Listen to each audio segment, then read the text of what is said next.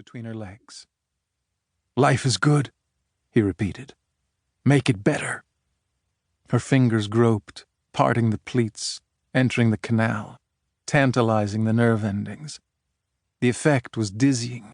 The man with the whip, the foul-smelling ruins, and the inescapable presence of 13,000 dead souls. He said something, but she couldn't hear over the sound of her own labored breathing. And then, the point of no return.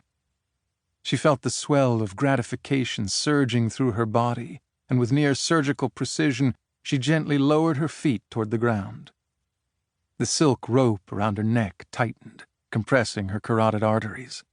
The sudden loss of oxygen, along with the buildup of carbon dioxide, made her lightheaded, giddy, almost hallucinogenic.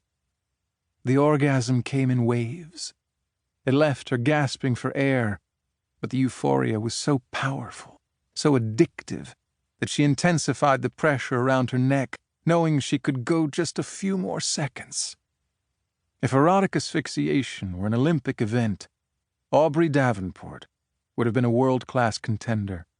Her brain was just on the threshold of losing consciousness when she released the death grip and brought her feet back toward her buttocks. But the noose refused to relax. If anything, it felt tighter. Panic seized her. She thrashed, pulled her hands up to her throat, and clawed at the silk, fighting for air and finding none. She never made mistakes. Something must have snagged. She reached behind her neck, desperately trying to find some slack, when her fingers found his hand. He jerked hard on the silk cord, and her arms flailed. She slumped, too weak to struggle, all hope gone. Everything went black, and as the Reaper stepped out of the darkness to claim her, tears streamed down her cheeks, because in the last seconds of her life, Aubrey Davenport finally realized that she didn't want to die. 2.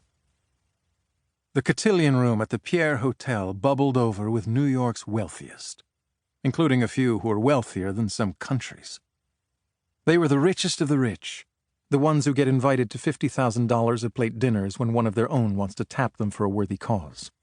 In this case, the charity with its hand out was the Silver Bullet Foundation.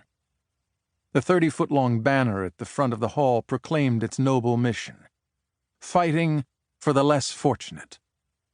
The man in the black tie and white jacket bussing tables in the rear had boiled when he first saw the sign.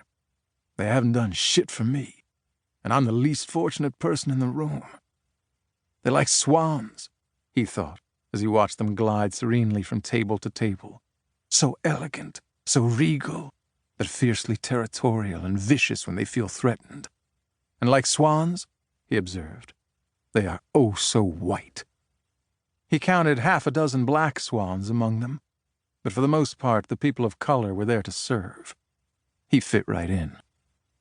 With his shoulders slumped, his jaw slack, and a cheap pair of clear-lens nerd glasses to dial down the intensity of his piercing black eyes, he was practically invisible, and definitely forgettable. The only human contact he'd had in the 3 hours since donning the uniform was with a besotted old patrician who'd slurred, "Hey, fella, where's the men's room?" Shortly after 9, the lights dimmed, the chatter died down, and the commanding voice of James Earl Jones piped through the sound system. "Ladies and gentlemen, please welcome the co-founder and chairman of the Silver Bullet Foundation, Mr. Princeton Wells." The staff had been instructed to stop work during the presentation, and the busboy dutifully stepped into the shadows near a fire exit as Princeton Wells bounded onto the stage.